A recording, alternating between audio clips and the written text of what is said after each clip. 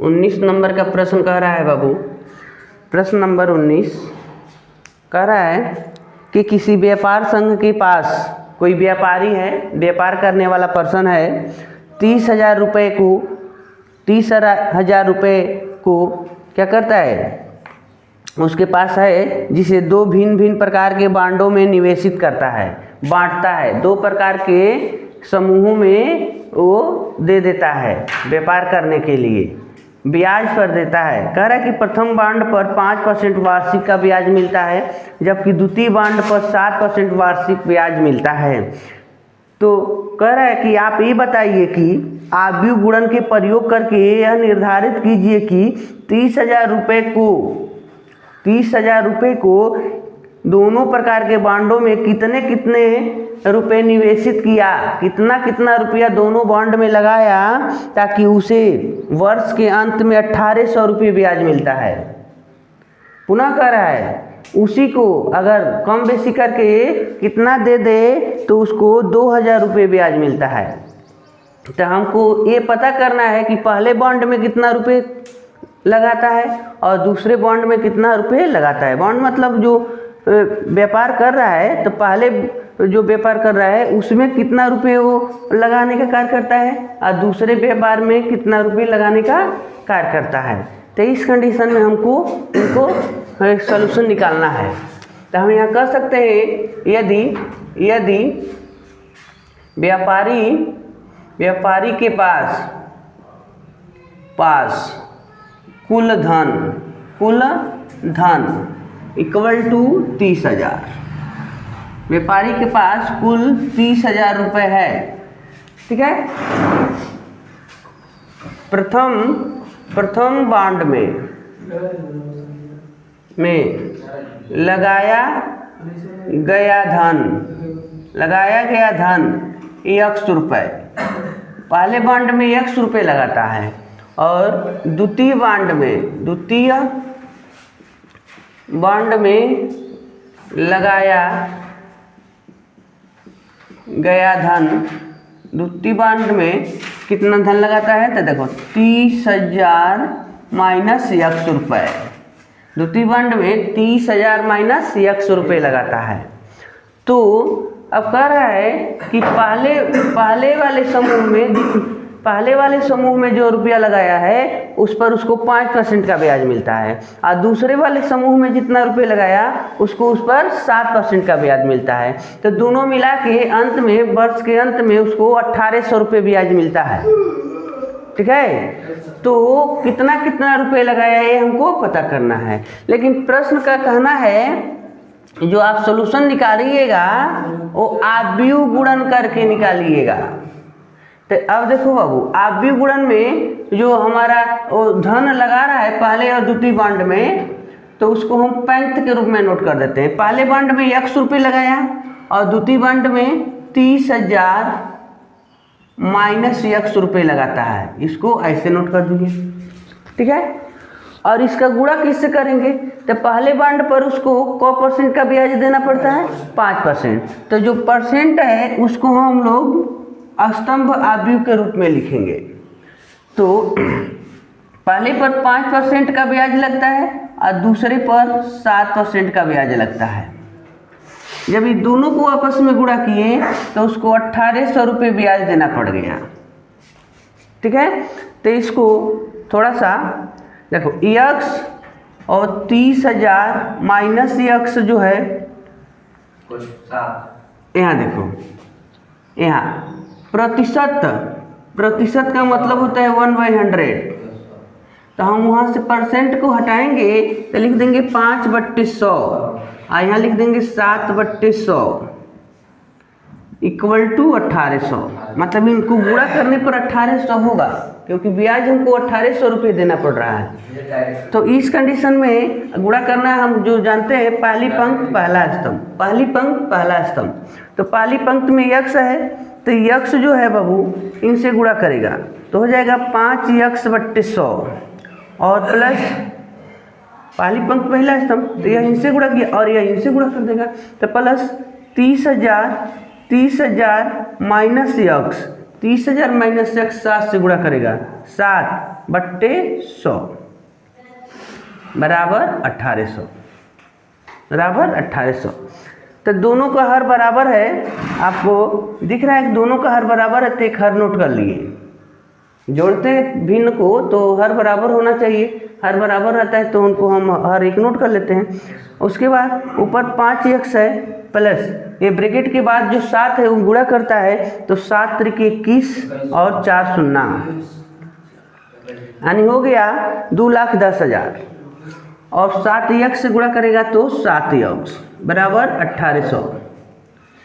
तो यहाँ पर देखिए बाबू 5x में 7x माइनस करेंगे बचेगा 2x प्लस 2,10,000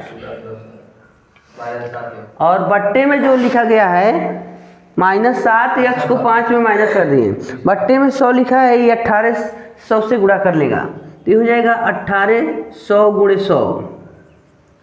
अब देखो ये निगेटिव है तो इनको उधर ट्रांसफ़र कर दीजिए और इधर 2,00,000 जो 10,000 है इधर देखो भाई जब गुणा करेंगे तो इनका 4 शून्य हो जा रहा है, यानी 1,80,000 हो जाएंगे। तो 1,80,000 को इधर ट्रांसफ़र कर लो, 1,80,000 इक्वल टू 2x इधर गया 2x। तो यहाँ जब भाई माइनस कर लेंगे 2,10,000 में 18,000 1,80,000 तो 30,000 बचेगा, यानी 2x का मान हो गया 30,000। तो ये देखो अब 2 अगर 30,000 में भाग दे दें तो x के मान 15,000 हो जाएगा। अब देखो बाबू प्रश्न में कह रहा था कि प्रथम बांड में वो x रुपया लगाया था, x के मान हो गया 15,000। द्वितीय बांड में 30,000 माइनस x रुपया लगाया था, अगर x के स्थान पर अगर हम 15 रख देते हैं 15,000 तो 30,000 में माइनस करेंगे 15,000 तो 15,000 बचेगा। इसका ये तात्पर्य हो गया वो पहली बार जो उसको 1800 रुपये का जो ब्याज मिलता है उस कंडीशन में वो पहले बॉन्ड में भी 15,000 रुपये लगाया और द्वितीय बॉन्ड में भी 15,000, यानी दोनों में सेम पैसा लगाया था। लेकिन प्रश्न कर रहा है कि उसने देखा कि हमको तो ब्याज कम मिल रहा है, ठीक है, तो द्वितीय बॉन्ड दूसरे बार जब उसको वो चाह रहा है कि हमको ज़्यादा मिले तो वो एक में कम लगा दिया, एक में ज़्यादा लगा देता है, एक में कम पैसा लगाता है, एक में ज़्यादा पैसा लगाता है, तो उसको 2,000 रुपये का ब्याज मिलता है। तो ये प्रोसेस जो रहेगा यही रहेगा, ठीक है। यहाँ पर x और 30,000 माइनस x और जो गुणा करने का ये सेकेंड काम कर रहे हैं, ये पहला था प्रश्न 2 पूछा है, तो इसमें 5% बट्टे यानी यहाँ पर 7% हो गया और यहाँ 2,000 रख लेंगे, ठीक है। तो चलो ये जितना कैलकुलेशन कर रहे हो उतना सब करते आओ, फर्क इतना है इक्वल टू 2,000 लिख लेना, ठीक है 2,000। अब हम कहाँ ये स्टेप लिख लिए, यह लिख लिए, यह लिख लिए, चलो इस स्टेप को भी वही लिखते हैं, इनको लिखते हैं 2,000, ठीक है। यहाँ पर जो एक तिर्यक इनसे गुणा किया है ना, ठीक है। तो अब चलो यहाँ से हम आगे लिख लेते हैं, यहाँ से बाबू यहाँ से लिख लेते हैं जो 2,10,000 है ना माइनस 2,10,000 माइनस 2x बराबर यहाँ 2,000 हम लिखेंगे 2,000 गुणे 100, ठीक है, नीचे से 100 ट्रांसफर किया है। तो यहाँ देखो 2,10,000 आई गुणा कर लेता है तो ये 2 लाख हो जा रहे हैं, इनका शून्य बढ़ गया ना, तो ये कितना हो गए 2 लाख रुपए हो जाएंगे। तो 2 लाख इधर हम ट्रांसफर कर देते हैं 5 शून्य, इधर 2x या इधर चला गया 2x, तो यहाँ पर बच गया बाबू 2x बराबर 10,000।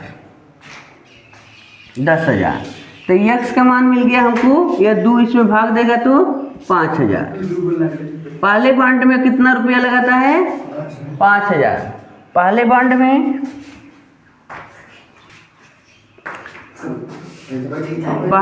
में बॉन्ड में निवेश किया गया धन बराबर 5,000 और दूसरे बॉन्ड में निवेश किया गया धन 25,000। तो एक को 5,000 रुपये देता है जिस पर 5% का ब्याज मिलता है और दूसरे को 25,000 रुपये देता है जिस पर 7% का ब्याज मिलता है। तो इस प्रकार टोटल उसको 2,000 रुपये का ब्याज मिलता है। तो इस तरीक़ा से कैलकुलेशन करेंगे। अगर एग्जाम में प्रश्न पूछा जाता है तो यही टेक्निक आप अपनाएंगे, सुपर होगा। 25,000 ठीक है, गुड। अगर इस जब हम 2,000 का ब्याज पाते हैं तो बताओ यक्स का मान क्या मिला है? 5,000। तो 5,000, तो यक्स का मान 5,000। तो ये बताओ इसी में न रखेंगे 5,000, तो 30,000 में 5,000 माइनस कर दो तो 25,000। द्वितीय बॉन्ड आपका 25,000 हो जाएगा जब इतना ब्याज अर्जित करना होगा तब। ठीक है, अगला प्रश्न है 20 नंबर। 20वां प्रश्न कह रहा है बाबू, 20वां प्रश्न कह रहा है कि किसी स्कूल की पुस्तकों की, कोई स्कूल है तो स्कूल के पुस्तकों की दुकानों में 10 दर्जन रसायन विज्ञान, 8 दर्जन भौतिक विज्ञान तथा 10 दर्जन अर्थशास्त्र के पुस्तकें हैं। स्कूल के जो लाइब्रेरी है, दुकान है, उसमें 10 दर्जन रसायन विज्ञान की पुस्तक है, 8 दर्जन भौतिक विज्ञान की पुस्तक है और 10 दर्जन अर्थशास्त्र की पुस्तक है। तो कह रहा है इन पुस्तकों का क्रय मूल्य 80 रुपये, 60 रुपये और 40 रुपये प्रति पुस्तक है।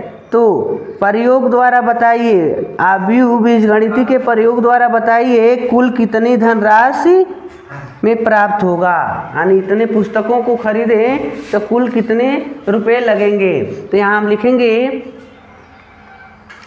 रसायन विज्ञान के पुस्तकों की संख्या। देखो रसायन विज्ञान की पुस्तक 10 दर्जन है तो हम 12 से इसमें गुणा कर देंगे, 120 पुस्तक हो गई। 120 पुस्तक रसायन विज्ञान के। उसके बाद कह रहे हैं भौतिक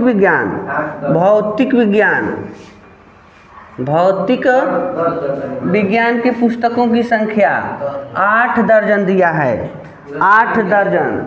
तो 8 से इसमें गुणा कर लेंगे 12 से, 12 बट्ठे 96 पुस्तक। उसके बाद अर्थशास्त्र के जो पुस्तक हैं ये 10 दर्जन है। तो ये हो गया 120 पुस्तक हो गया। अब कह रहा कि रसायन विज्ञान के एक पुस्तक का दाम, रसायन विज्ञान के एक पुस्तक का मूल्य, एक पुस्तक का मूल्य दिया है बाबू 80 रुपये। भौतिक विज्ञान के एक पुस्तक का मूल्य दिया है, एक पुस्तक का मूल्य दिया है 60 रुपये। और अर्थशास्त्र के एक पुस्तक का मूल्य दिया है 40 रुपये। ठीक है, 40 रुपये। कह रहा है कि आव्यूह विधि के द्वारा गुणा करके बताइए कि इसको कुल कितना रुपये अदा करना होगा। तो कुल मूल्य हमको ज्ञात करना है। ठीक है, तो जो पुस्तक है उसको पंक्ति में लिख लीजिए। पुस्तकों की संख्या 120, 96, पुनः 120 और इसमें हमको गुणा कर लेना है पुस्तक के, एक पुस्तक के मूल्यों से। तो 60, 80, 60, 40।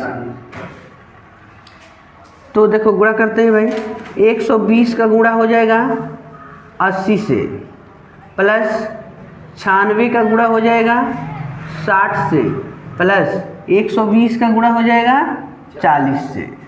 ठीक है, चलो गुणा करते हैं। तो 8 का केवल गुणा करो और शून्य शून्य छोड़ दो या 2 को शून्य उतार लो, दोनों में शून्य है ना पीछे।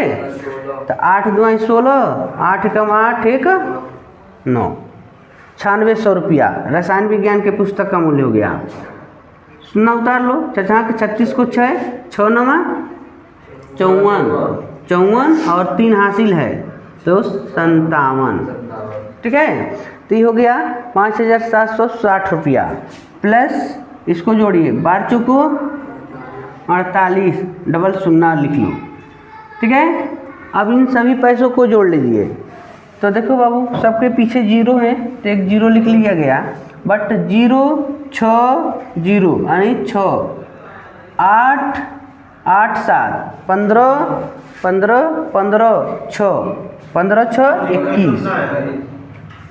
21 हासिल 2 4 5 5 4 9 9 18 2 20। देखो 20,160 रुपया कुल कितना रुपया देना होगा? 20,160 रुपये का आपको धनराशि पे करनी होगी उतना पुस्तक लेने के लिए। ठीक है, हाँ जी, आपका डाउट क्या है? 4,800 जब इसको गुणा करेंगे आप आपस में 120 गुणे 40 तो देखो 12 चौको 48 एक शून्य यहाँ से एक शून्य रख लिए तो 4800 हो गया। ठीक है, इस प्रकार इस प्रश्न को सॉल्व किया गया। अब क्वेश्चन नंबर 21 देखेंगे जो बहुविकल्पी तो प्रश्न है बट बहुत टिपिकल प्रश्न है, इसको सीखना अनिवार्य है। हमने बताया तो 20 के नीचे एक कुछ संकेत दिए गए हैं।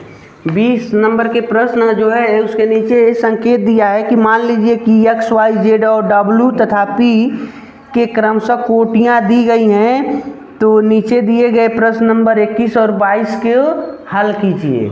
मतलब कह रहा है कि x की कोटि 2 गुणे n है, y का कोटि 3 गुणे k है, z का कोटि 2 गुणे p है और w का कोटि n गुणे 3 है और p का कोटि p गुणे k है। तो प्रश्न नंबर 21 में पूछा है कि यदि P Y plus W Y हो तो एन के पी पर प्रतिबंध बताइए, यानी एन के पी में क्या संबंध है ये हमको फॉलो करना है, ज्ञात करना है। विकल्प दिया गया है यहाँ पर, कह रहा है कि इनमें जो संबंध है k बराबर 3 p बराबर n है पहला। दूसरा कह रहा है k के कोई मान नहीं है लेकिन p का 2 है।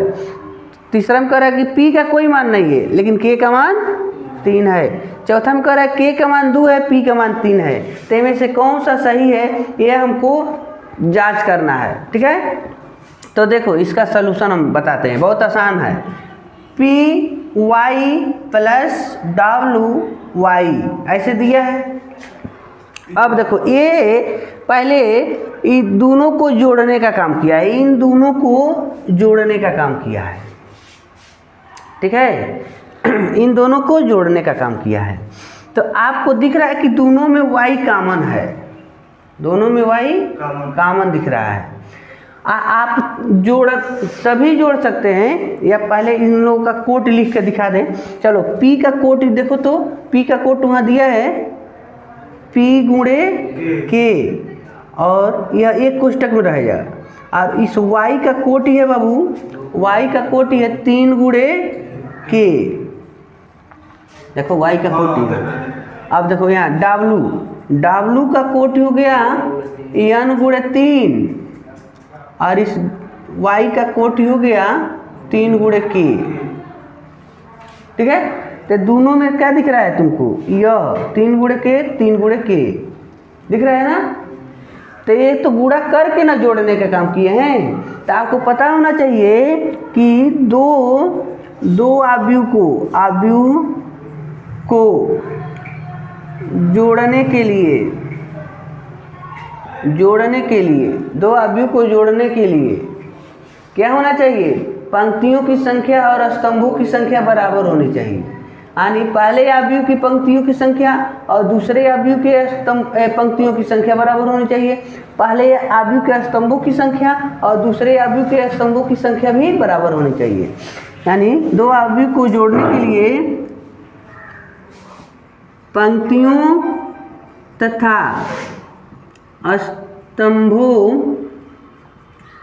की संख्या बराबर होती है। तो ये बताओ, जब पंक्तियों और स्तंभों की संख्या बराबर होती है तो इसका ये तात्पर्य हो गया कि यहाँ यह स्तंभ, देखो पहले का स्तंभ आगे जो रहता है पंक्ति है और पीछे जो रहता है स्तंभ है। तो पहले जो पहला हमारा आव्यूह है तो पहले का स्तंभ और दूसरे आव्यूह का स्तंभ दोनों बराबर है ना। और रूल हमारा यही कहता है कि स्तंभों की संख्या पहले आव्यूह का स्तंभ दूसरे आव्यूह का स्तंभ बराबर होना चाहिए, पहले आव्यूह का पंक्ति और दूसरे आव्यूह का भी पंक्ति बराबर होना चाहिए। तो अगर जोड़ा गया है तो जोड़ा तभी गया होगा जब इनके पंक्तियों की संख्या भी बराबर रही होगी। ठीक है, तो आप यहाँ कह सकते हैं अतः P गुणे K बराबर n गुणे 3। यानी यह पंक्ति न है, पंक्तियों यानी पहले आव्यूह के पंक्तियों की संख्या न है, आज दूसरे आव्यूह के यह ना पंक्तियों की संख्या है। ठीक है, तो यह इसके बराबर होगा, जैसे यह इसके बराबर है वैसे यह इसके बराबर रहा होगा। ठीक है, तो P गुणे K बराबर n गुणे 3। अब कंपेयर कर ले, अगर तुलना कर ले तो देखो तो P का मान क्या है, तो लिख दोगे P बराबर n और K बराबर, तो K बराबर 3। आई देखो विकल्प नंबर 1 2 3 4 में से कौन सही है, तो पहला विकल्प आपका सही है। ठीक है, इस प्रकार आपका सही सलूशन प्राप्त हो जाएगा। ठीक है, इसी तरीका से 22 नंबर का क्वेश्चन भी कह रहा है। 22वें नंबर में भी हमको इनका यूज करना है, तो उसको देखिए तो 22 में कह रहा है बाबू कि यदि हमारे पास n बराबर P हो, n जो इसमें n और P का प्रयोग किया गया है, n और P बराबर हो तो आव्यूह 7x - 5z की कोटि क्या होगी। अगर कोटि बराबर रहता है तभी हम जोड़ते हैं या घटाते हैं। ठीक है, तो कह रहा है कि अगर इसको हम सॉल्व करते हैं यानी 7x और 5z को, तो इसको घटाने के बाद मतलब सॉल्यूशन करने के बाद इसकी कोटि हमको क्या मिलेगी। तो आपको पता है कि x का जो कोटि दिया है, देखो इसमें x का कोटि है 2 गुणे n और z का कोटि है 2 गुणे p। ठीक है, तो प्रश्न में दिया है कि n जो है p के बराबर है, तो यहाँ रख देते हैं, यदि n के जगह पर देखो 2 गुणे p, n के जगह पर p रख दिए और -5z, इसका हो गया 2 गुणे p। अब दोनों के कोटि बराबर हो गया तभी ना हम घटा रहे होंगे, नहीं तो घटाते नहीं। तो विकल्प नंबर इसमें से ऐसा जो रहेगा वो सही हो जाएगा, लेकिन आपको इसमें दिख नहीं रहा होगा, ऐसा विकल्प इसमें कहीं दिख रहा है। P गुणे 2 गुणे P नहीं दिख रहा है, P गुणे 2 दिख रहा है, लेकिन हम बदल नहीं सकते हैं। तो इतना जान लो, अगर तुम कहोगे कि सर जी n बराबर P रख दिए हैं, यदि हम n को न चेंज करें, P के जगह पर n रख दें, तब तो विकल्प इसमें दिख रहा है, तो विकल्प नंबर 2 आपका सही हो गया। ठीक है, इस कंडीशन में यह आपका सलूशन हो जाएगा। आपका बस इतना ही थोड़ा सा काम करना था, यानी इनकी कोटि 2 गुणे n हो जाएगी। इस प्रकार ये प्रश्नावली आपकी समाप्त होती है।